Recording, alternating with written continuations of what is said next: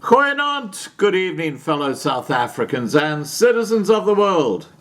And yeah, I'm sorry about the surprise live stream earlier tonight, but I wasn't sure if Bill was going to be on, so I didn't want to say anything about it till we knew, and that was at the last moment. So it is what it is, but it was a very interesting discussion. Now, getting back to the subject here, the coronavirus. Clearly, South Africa is going to be hit really hard by the coronavirus. That goes without any doubt at all. And the ANC government have now recognized this, and this is the update on what they're going to be doing. The army could be deployed to patrol South Africa's streets to delay the need for a countrywide lockdown if there is a huge spike in COVID-19 infections, as experts now fear there will be. A possible national state of emergency, the first to be declared in South Africa in more than 30 years, could be introduced as a last resort if looming lockdown measures fail to halt the spread of the virus. Health Minister Zweli Mkhize said that possible measures would go way beyond existing measures, which include a ban on social and religious gatherings, the closure of bars and shebeens at 6 p.m. on weeknights, and shutting down of public spaces. Mkhize said the government would gradually impose stricter measures as the virus spreads before the worst case of a national shutdown. As the disease took hold in South Africa this week, it was announced yesterday that 240 people have tested positive. Now that number is up to 274 on Sunday. This was up from 202 on Friday and 150 on Thursday.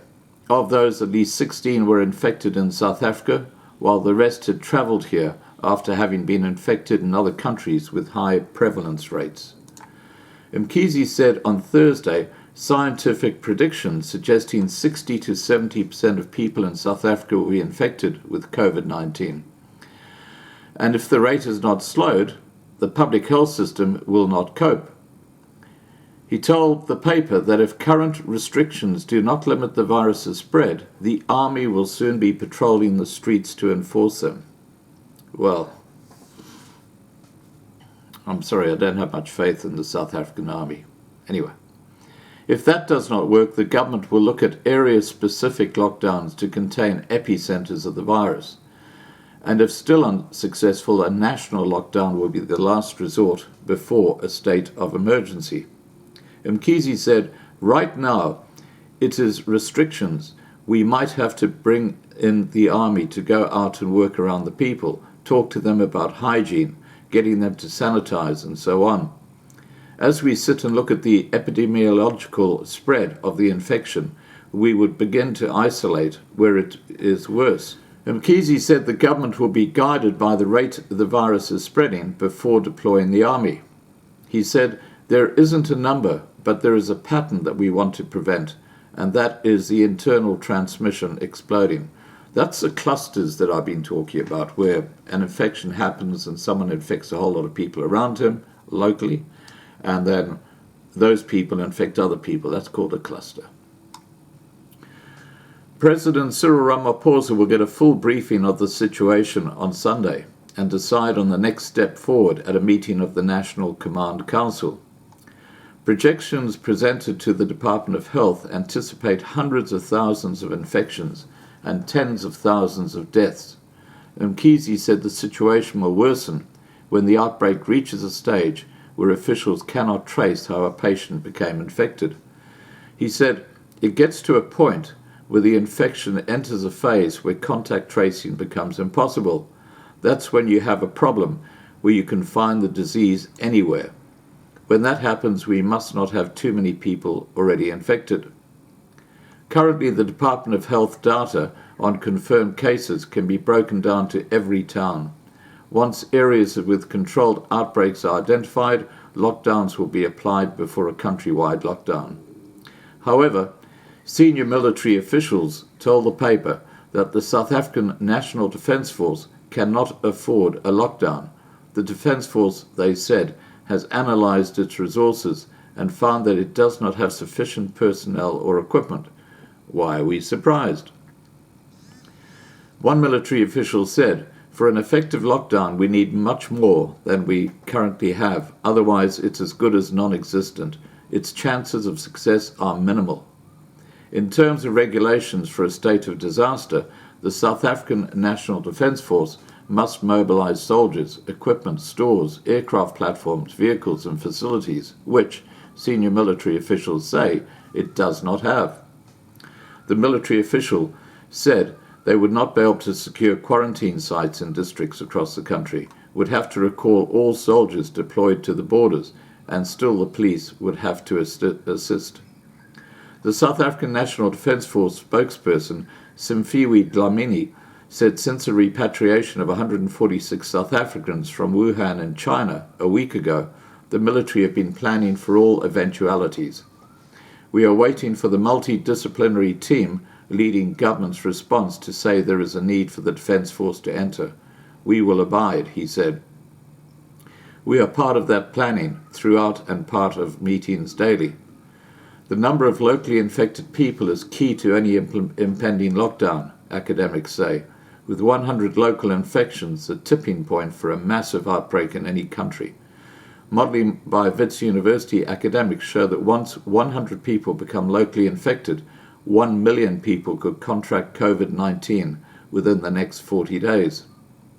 The government has obtained multiple modelling scenarios on COVID-19 infections and potential deaths from academic institutions, but the data from Wits is new in that it centres on the trigger point for the virus's exponential spread in South Africa. Physicists, computer scientists and engineers behind Wits infection stimulation say that given the speed at which the virus spreads, the 100-person localized infection mark is imminent. The Wits team, led by physics professor Ixifeng Ruan and Bruce Melado, worked for more than a month using global infection rate statistics to map South Africa's growing COVID-19 threat. Their data was handed to the Department of Science and Innovation on Thursday. Melado said that when localized infections hit the 100-person mark, that is time zero. After then, infection numbers explode. The 100 localized mark is imminent. Once that happens, between 20 and 30 days later, we will have over 100,000 infected people, with 1 million people infected within 40 days. That's quite extraordinary. The figures do not take into account the effect of COVID-19 on South Africa's population who have HIV and TB. That's the elephant in the room. That is going to make the death rate so much higher. And of course, not having ICU units across South Africa in the numbers that's required with this public hospital system, it's a very sad situation. It's a perfect storm.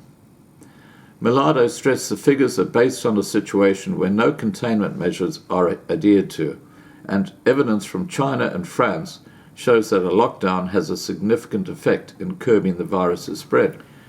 He said if government's containment measures, especially social distancing, are not followed, the infection numbers become a terrifying reality.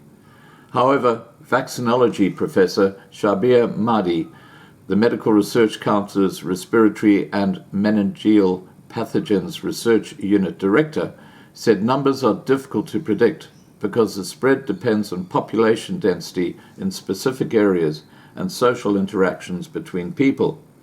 Mahdi said, "What is clear is that in South Africa, we are seeing a doubling time of COVID-19 infections every 3 to 4 days." Now, what we're actually seeing is only the tip of the iceberg of infections in South Africa. So these numbers are quite basically BS. It's a lot worse than they're making out. The best approximation of the virus's potential spread comes from statistics on seasonal influenza, which affects a third of the population each year.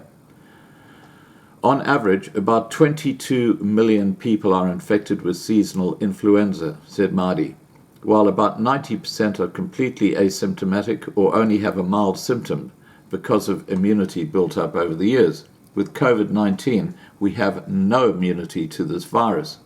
Because of this, a greater number of people will get infected, with a greater percentage being severely infected, and an even greater percentage of these severely ill people dying than those dying from seasonal influenza, which on average is about 11,800 a year. Experts have told the government fighting COVID-19 could cost up to 31 billion rand, according to modelling data. Mkhize said the government is using that figure as a guideline. Now, that's just combating COVID-19. Think of the financial cost to the economy. It is tragic beyond belief.